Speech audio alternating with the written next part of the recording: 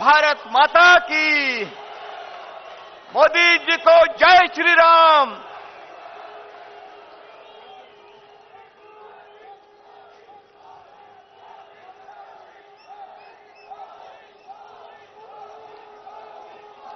भारत माता की। भारत माता की। मंच पर विराजमान हिमाचल प्रदेश विधानसभा प्रतिपक्ष के नेता, यहां के भूतपूर्व मुख्यमंत्री प्रोफेसर प्रेम कुमार धूमल जी, केंद्र में मंत्रिपरिषद के मेरे साथी, इसी हिमाचल की धरती के संतान श्री जगत प्रकाश नड्डा जी, केंद्र में मेरे साथी नौजवान, ऊर्जावान, ऊर्जा मंत्री श्रीमान पीयूष गोयल जी, प्रदेश भारतीय जनता पार्टी के अध्यक्ष श्रीमान सतपाल जी, यहां के पूर्व मुख्यमंत्री, हमारे वरिष्ठ नेता आदरणीय श्री शांता कुमार जी, श्री अनुराग ठाकुर, यहां के सांसद श्रीमान रामस्वरूप जी, सांसद श्री वीरेंद्र कश्यप जी, श्रीमान राम सिंह, श्रीमान जयराम जी और हिमाचल के मेरे प्यारे भाइयों और बहनों,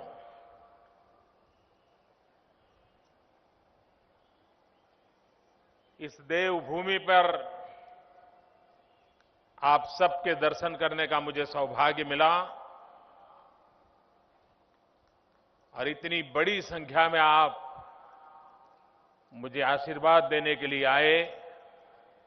मैं आपका बहुत बहुत आभारी हूं।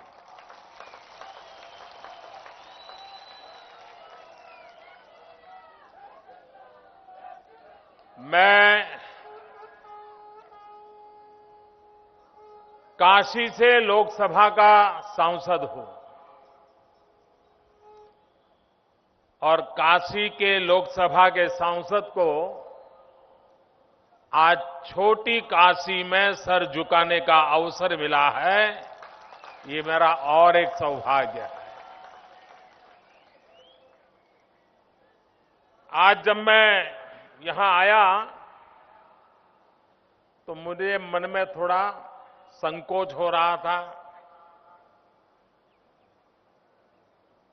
भीतर से थोड़ा मैं हिला हुआ था।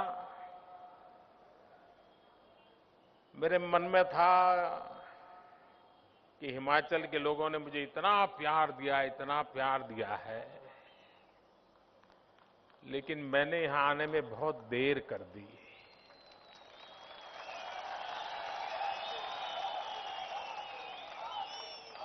तो हो सकता है आप थोड़े नाराज होंगे, गुस्से में होंगे, ऐसा मैं सोच रहा था। लेकिन यहां आकर के मैंने देखा आपका दिल तो हिमालय जैसा बड़ा है, आपने उतना ही प्यार मुझे दिया, इतना ही प्यार दिया।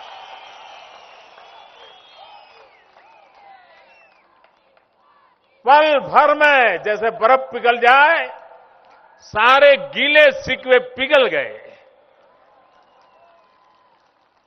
मैं आपका सर झुका करके नमन करता हूं आपके प्यार के लिए।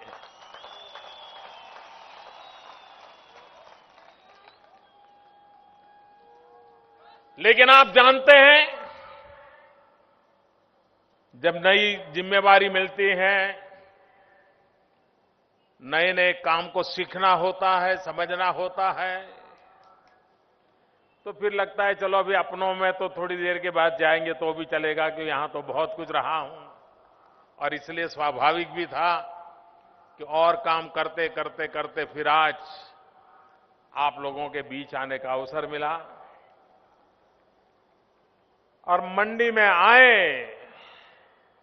सेपू बड़ी की तो याद आ गई की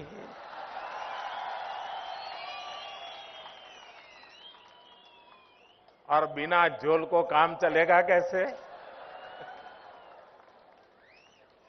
लेकिन अब तो उससे भी नाता छूट गया है, लेकिन टेस्ट ऑफ मंडी अभी भी बरकरार है।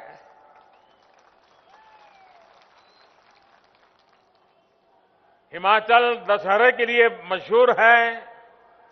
कुल्लू का दशहरा तो देश भर के लोगों के कभी मन में रहता है कि कभी न कभी कुल्लू के दशहरा देखने के लिए चले जाएंगे। और कल ही रघुनाथ जी महाराज मंदिर वापस लौट गए हैं। बहुत हंसी खुशी के साथ, बड़ी भक्ति भाव से देवताओं का आगमन और विदाई, उसमें आप रममाण थे। वो भी एक शक्ति का स्रोत है। और आज हिमाचल की धरती से देश को भी एक नई ऊर्जा शक्ति का स्रोत का लाभ मिल रहा है। और उसी निमित्त आज मुझे आप सबके बीच आने का अवसर मिला।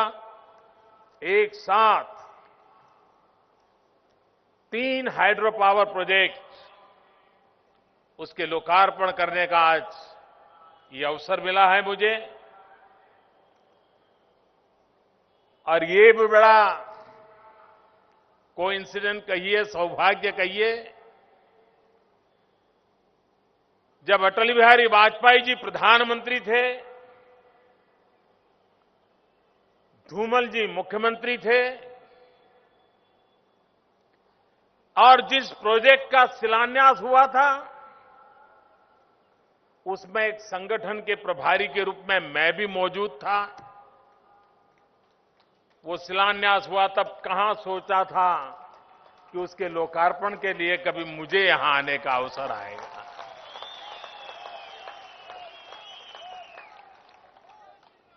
लेकिन ये सुभग संयोग है कि आज मुझे आप लोगों ने जो जिम्मेवारी दी है, उस जिम्मेवारी के तहत अटल जी ने जिस कार्य को आरंभ किया था,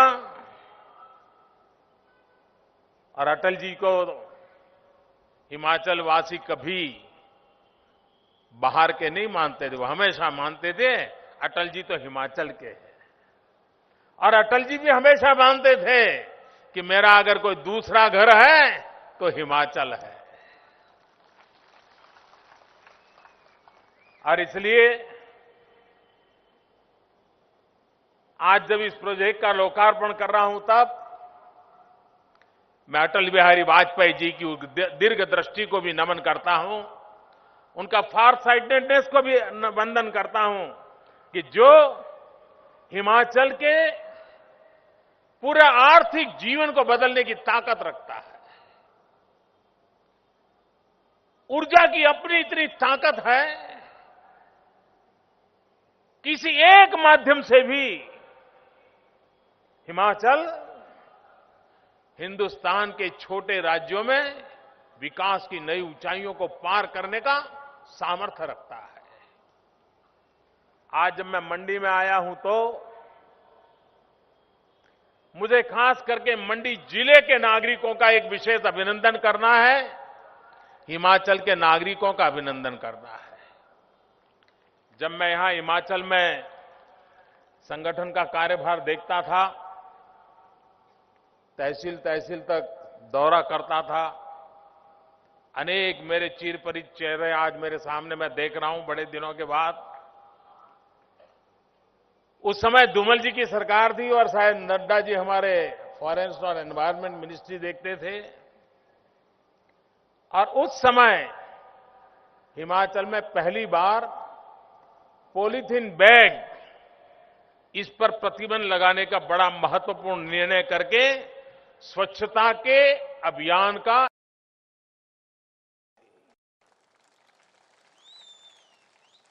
और इस बार मुझे दिल्ली में स्वच्छता के क्षेत्र में उत्तम काम करने वालों को इनाम देने का अवसर आया तो ये मंडी जिला इनाम लेने वालों में से था। यहां की बहनों ने स्वच्छता के विषय में जो बीड़ा उठाया है और मंडी ने नाम रोशन किया है स्वच्छता के लिए, इसलिए मैं आज विशेष रूप से हमारे सांसद रामस्वरूप जी को, जिले की उनकी पूरी टीम को, यहां के नागरिकों को स्वच्छता के इस अभियान को सफल करने के लिए कोटि कोटि अभिनंदन देता हूं, बहुत बहुत बधाई देता हूं। आज यहां मंडी के सिवाय से भी बहुत लोग आए होंगे।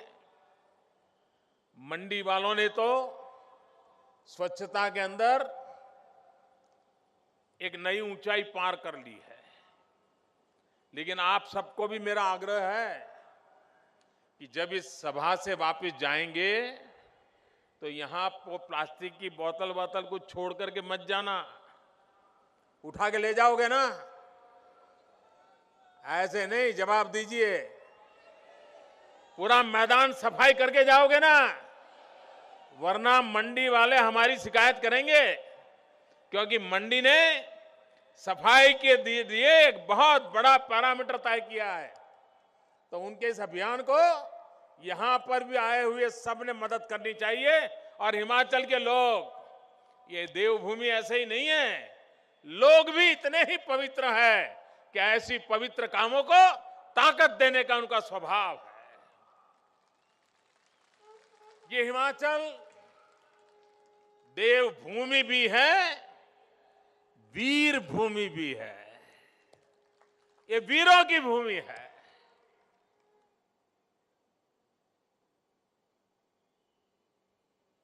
शायद यहां कोई परिवार ऐसा होगा जिसका लाल मां भारती की रक्षा के लिए सीमा पर तैनात न हुआ हो, ऐसा शायद कोई परिवार मुश्किल से मिलेगा। हर परिवार में एक फौजी, हर परिवार में राष्ट्र के लिए मरने मिटने वाले लोगों की पीढ़ियों की परंपरा, ऐसी ये वीरों की भूमि है। अगर परमवीर चक्र की सूची देखें तो छोटा सा हिमाचल, लेकिन पूरे हिंदुस्तान में आन बान शान के साथ सर ऊंचा करके खड़ा हुआ दिखाई देता है। मैं उन वीरों को नमन करता हूं, उन फौजियों को नमन करता हूं। आजकल पूरे देश में हमारी सेना के पराक्रम की चर्चा हो रही है। पहले कभी हम इजराइल ने ऐसा किया सुनते थे, लेकिन देश ने देखा कि भारत की सेना भी किसी से कम नहीं है। जितना गौरव आज जो सेना में तैनात है उनके लिए हम करते हैं, उतना ही गौरव उन सेवानिवृत्त फौजियों का भी है, क्योंकि उन्होंने भी इस महान परंपरा को कायम रखते हुए नई पीढ़ी को ये ताकत देकर के आए हैं। और इसलिए आज जो तैनात है, अगर उनको 100 सलाम है, तो जो वहां से निवृत्त होकर के आए हुए और हिमाचल के हर घर में है, उनको भी मेरा 100 सलाम है। भाइयों बहनों, मैं लोकसभा के चुनाव में यहां इसी मैदान में सभा करने आया था, और उस सभा में मैंने वन रैंक वन पेंशन की बात कही थी।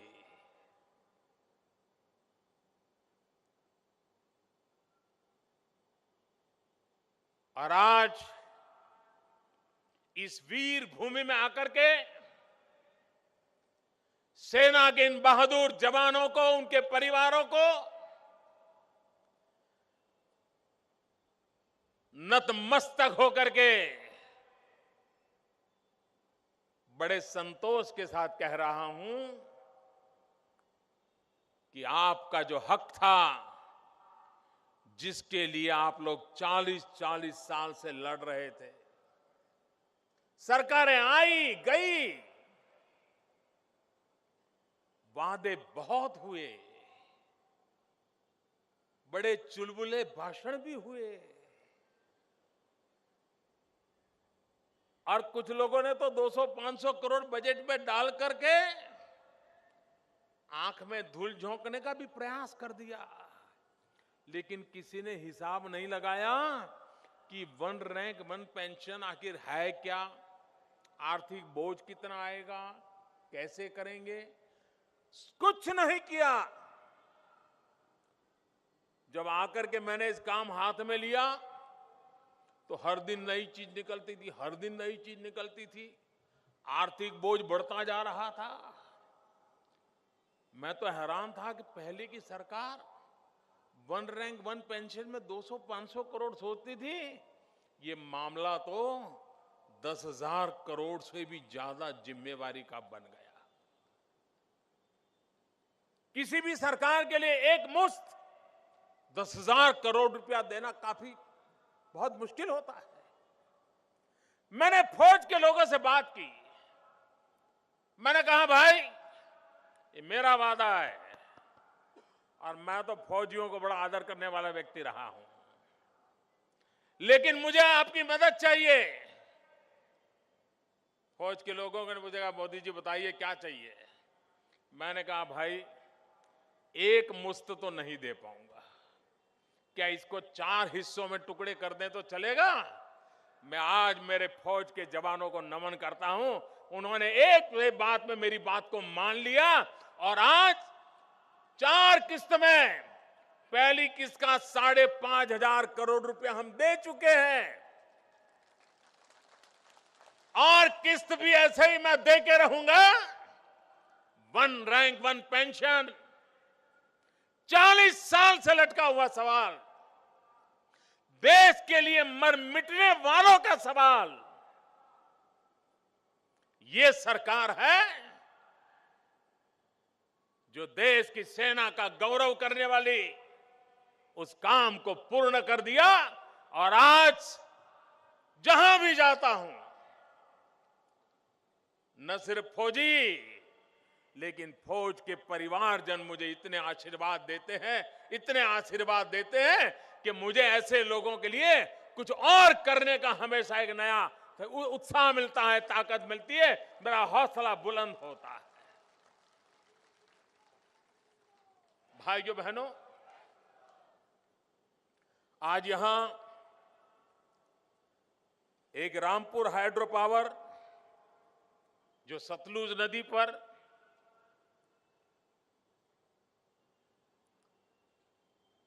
करीब करीब 4,200 करोड़ रुपया खर्च,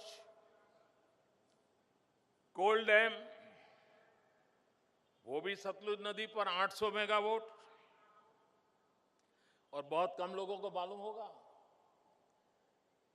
1962 में रशिया के साथ, यूएसएसआर के साथ ये कोल डैम बनाने का प्रोजेक्ट साइन हुआ था। सतलुज में इतना पानी बह गया, इतना पानी बह गया, सरकारें आई, प्रधानमंत्री आए गए, वो कागज वहां का वहां रह गया। ये अटल जी के आने के बाद ये काम आगे बढ़ा, और आज उसके फल हिमाचल और देश को मिल रहे हैं। इससे बड़ा गर्व क्या हो सकता है। पार्वती ये बड़ा कमाल का प्रोजेक्ट है जी।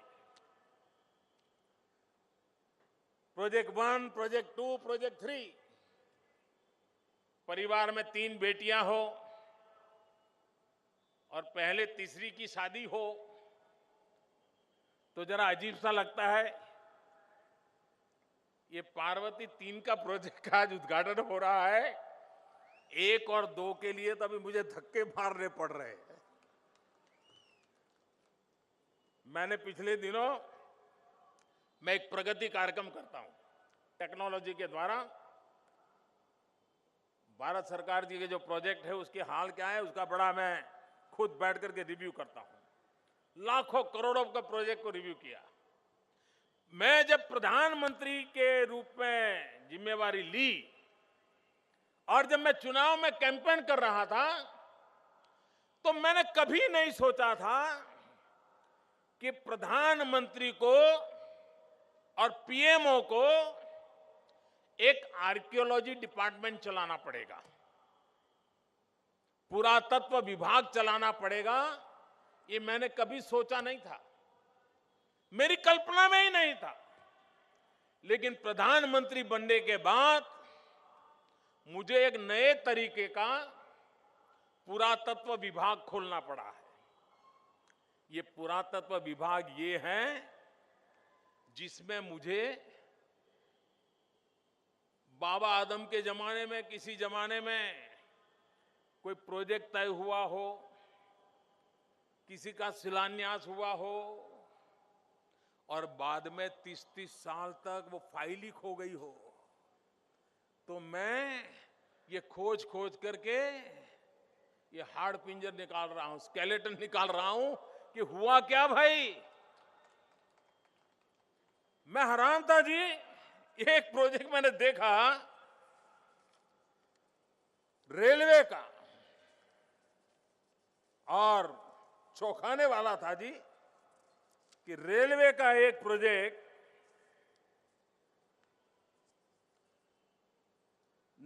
नांगल बांध तलवाड़ा रेलवे। ये नांगल बांध तलवाड़ा रेलवे 1981 में तय हुआ था जी। आज आप देखिए 35 साल हो गए। 35 साल के बाद मैंने पूछा भाई इसका हुआ क्या। अभी मैंने उसको खुदाई करके निकाला है सारी फाइलों को। पुरातत्व विभाग मेरा काम कर रहा है और आज उस रेलवे प्रोजेक्ट को भी आगे बढ़ाने के लिए अब जब तय हुआ था तब वो प्रोजेक्ट सिर्फ 34 करोड़ का था, 34 करोड़ रुपीस।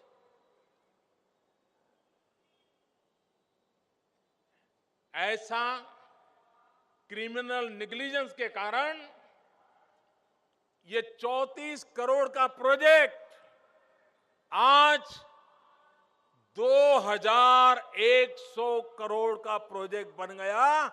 आप कल्पना कर सकते हैं कि अगर उस समय यह हो जाता तो इतने सालों में कितना लाभ मिलता और 34 करोड़ में काम पूरा हो गया होता। आज 2100 करोड़ रुपए का बोझ इस सरकार को वहन करने की नौबत नहीं आती।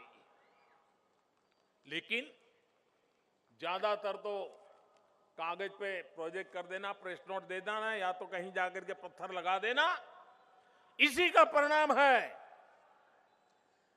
भानुपली बिलासपुर बेरी ये नई रेल लाइन करीब 10 साल पहले इसकी कल्पना हुई। उसके बाद 3000 करोड़ का ये प्रोजेक्ट, चुनाव गया, बात भूल गए, छोड़ दिया। भाइयों बहनों, उस प्रोजेक्ट को हमने फिर से निकाला है। उसको भी आगे बढ़ाने के लिए काम शुरू करने के लिए आदेश कर दिए गए हैं। भाइयों बहनों, हिमाचल में ऊर्जा के क्षेत्र में तो प्रगति करनी है। टूरिज्म के क्षेत्र में भी अपार संभावनाएं पड़ी हुई है। उसके लिए इंफ्रास्ट्रक्चर चाहिए और हिमाचल की जनता भली भांति जानती है कि जब जब यहां भारतीय जनता पार्टी को शासन चलाने का अवसर मिला, हमारे पहले मुख्यमंत्री हुआ करते थे शांता कुमार जी। हिमाचल के किसी भी कोने में चले जाइए, मुख्यमंत्री के नाते शांता कुमार जी की पहचान बन गई थी पानी वाले मुख्यमंत्री, पानी पहुंचाने का बीड़ा उठाया था उन्होंने। बाद में धूमल जी की सरकार बनी। धूमल जी की सरकार की पहचान बनी ग्रामीण सड़क वाले मुख्यमंत्री, गांव-गांव सड़क की जाल बिछाने वाले मुख्यमंत्री। और अभी मुख्यमंत्री की पहचान क्या है? मुझे बताना पड़ेगा क्या? क्या है भाई? ये फर्क है। भारतीय जनता पार्टी ने मुख्यमंत्री दिए तो कोई पानी के लिए अपने आप को खपा दिया, तो किसी ने सड़क के लिए खपा दिया, और भी लोग आए जिन्होंने अपने लिए न जाने क्या क्या खपा दिया।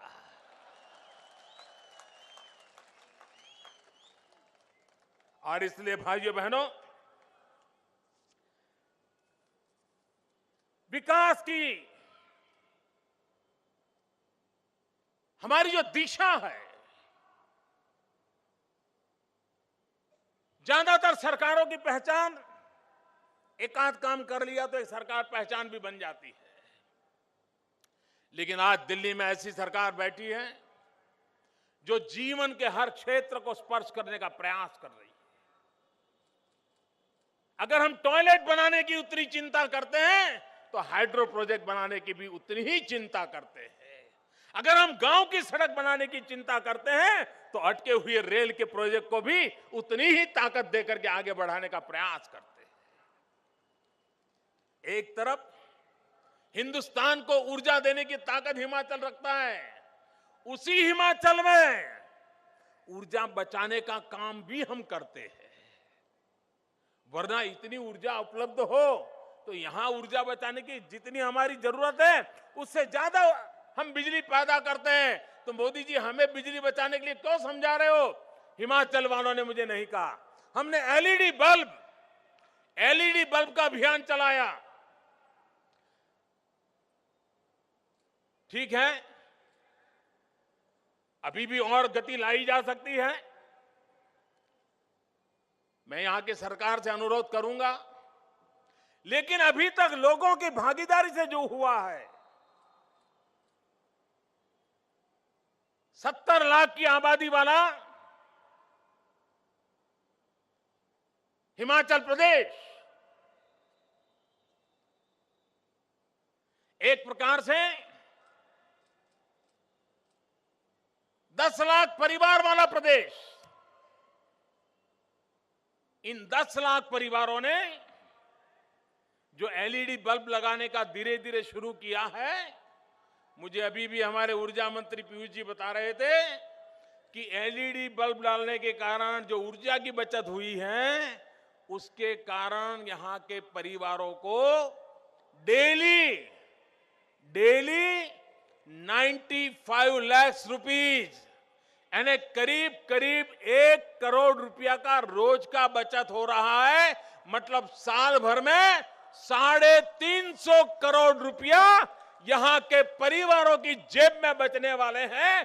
काम कैसे किया जाता है इसका यह उदाहरण है। बिजली का बिल कम होने से साल भर में करीब 350 करोड़ रुपया इन 10 लाख परिवारों के बचने वाले हैं, जिसकी आबादी करीब करीब 70 लाख आबादी है। सरकार योजना बनाए तो लोगों का कैसे भला हो सकता है, इसका यह उदाहरण है। भाइयों बहनों, इसके कारण पर्यावरण की भी रक्षा होती है, और पर्यावरण की रक्षा पर भी बल देना हिमाचल में तो विशेष आवश्यक है। जब धूमल जी की सरकार थी, जंगलों में पेड़ लगाने की जो उनकी स्कीम थी, मैं जब गुजरात का मुख्यमंत्री बना तो मैंने मेरे यहां से एक टीम भेजी थी स्टडी करने के लिए कि धूमल जी ने जंगल बचाने के लिए और जंगल बढ़ाने के लिए जो काम उठाया है, कुछ सीख के आओ ताकि गुजरात के अंदर हम जंगलों को बढ़ाने के लिए क्या कर सकते हैं। इतनी अद्भुत योजना बनाई थी, क्योंकि हिमाचल की वो ताकत है। और इन जंगलों को बचाने के लिए हमने एक दूसरा बीड़ा उठाया है। गरीब से गरीब परिवार को भी आने वाले 3 वर्ष के अंदर अंदर घर में गैस के चूल्हे का कनेक्शन दे देना। मेरी माताओं बहनों को प्रसन्नता होगी जब गैस का चूल्हा होगा। और हिमाचल में तो ठंड में कितनी लकड़ी जलाओ, पता नहीं चाय बनते बनते बनते कितना टाइम चला जाता है। ऐसी ठंड में गुजारा करते हैं, उनको ये गैस का चूल्हा सबसे ज्यादा आशीर्वाद हिमाचल की माताओं बहनों को होने वाला है। उज्ज्वला योजना के तहत गरीब से गरीब परिवार की माताओं को ये गैस का चूल्हा देने की योजना बहुत तेजी से हम आगे बढ़ा रहे हैं। और उसका लाभ अभी धूमल जी बड़ी चिंता जता रहे थे कि भारत सरकार इतना सारा धन दे रही है,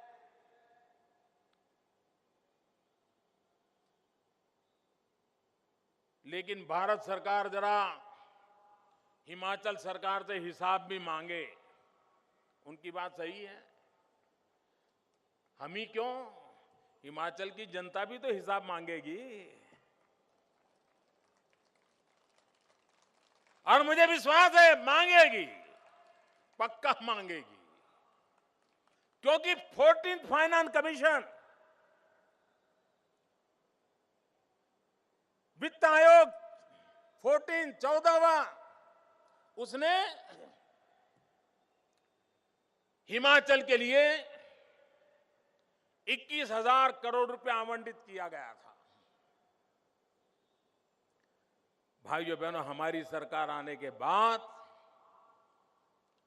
ये 21,000 करोड़ से बढ़कर के 15th फाइनेंस कमीशन में ये रकम हो गई है 72,000 करोड़ रुपया।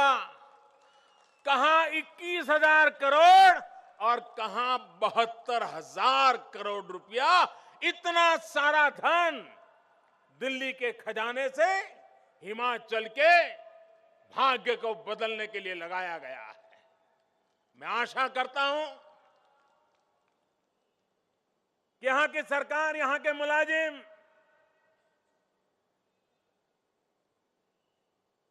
एक मुश्त ताकत दिखा करके पाई पाई का सही उपयोग हो, हिमाचल की जनता के काम आए इस प्रकार से उपयोग हो, और इस धन को लगाएंगे तो हिमाचल का जीवन बदल जाएगा। हिमाचल देश को देने वाला राज्य बन जाएगा। हमारे किसान फलों की खेती, मैंने अभी जो पेप्सी बेचते हैं, कोका कोला बेचते हैं और बोतलों में भर भर कर जो पानी बेचते हैं, कलरफुल मिठाई, बड़ा ही लोग पैसे भी बहुत देते हैं। हमने उनसे आग्रह किया है कि ये जो आप बोतलों में पानी बेचते हो, सिंथेटिक टेस्ट भी होता है उसमें, क्या उसके अंदर नेचुरल फलों का 5% जूस भी मिक्स कर सकते हो क्या? और मुझे खुशी है कि पिछले दिनों नागपुर के अंदर जो संतरे होते हैं, नागपुर के किसानों का और कोका कोला कंपनी के बीच एमओयू हुआ, और अब वो कंपनी जो कोका कोला बेचेंगे उसमें 5% जूस नेचुरल फ्रूट जूस होगा। इसके कारण किसानों को तुरंत मार्केट मिल जाएगा। हिमाचल के किसानों के लिए भी जो फलों का उत्पादन करते हैं, उनके लिए भी आने वाले दिनों में यह आशीर्वाद रूप बनने वाला है। हम जानते हैं हमारे देश में खेती प्राकृतिक आपदाओं से घिरी रहती है। कभी कभी इतनी बाढ़ आ जाती है खेत के खेत काट करके ले जाती है, फसल बर्बाद हो जाती है। पहली बार आजाद हिंदुस्तान ने कभी सोचा तक नहीं था ऐसी प्रधानमंत्री फसल बीमा योजना इस बार हमने लागू की है कि जिसके कारण हिंदुस्तान का कोई भी किसान प्राकृतिक आपदा में साल भर गुजारा करने के लिए टिक सकता है, मुसीबतों से रास्ता खोज सकता है। इतनी बड़ी उपयोगी योजना प्रधानमंत्री कृषि फसल बीमा योजना हमने की है। मैं हिमाचल सरकार से आग्रह करता हूं कि पूरे देश की सरकारों ने प्रधानमंत्री कृषि फसल योजना को प्राथमिकता दी है, उसके लिए एजेंसियां बुक कर दी है, टेंडर प्रक्रियाएं कर दी है और देश में करोड़ों किसान ये बीमा योजना का लाभ उठाना शुरू कर दिया है। लेकिन उसमें अभी हिमाचल में गति नहीं आई है। हिमाचल के मेरे किसानों के साथ यह अन्याय नहीं होना चाहिए और इसलिए भारत सरकार ने इतना बड़ा अहम कदम उठाया है।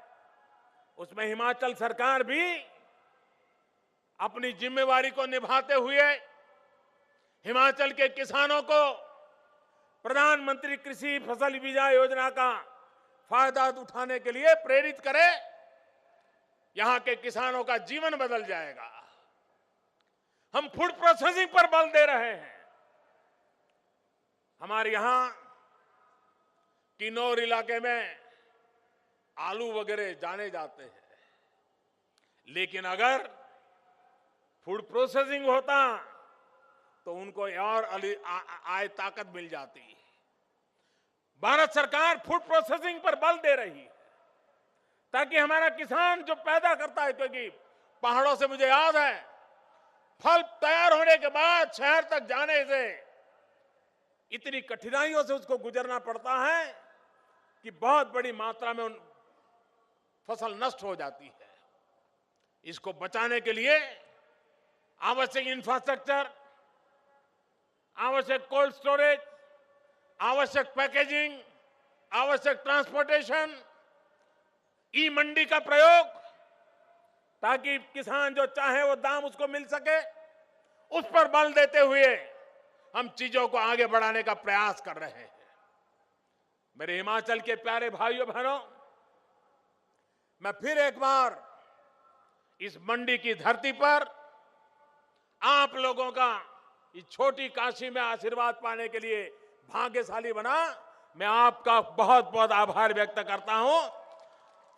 मेरे साथ बोलेंगे भारत माता की, भारत माता की, भारत माता की। बहुत बहुत धन्यवाद।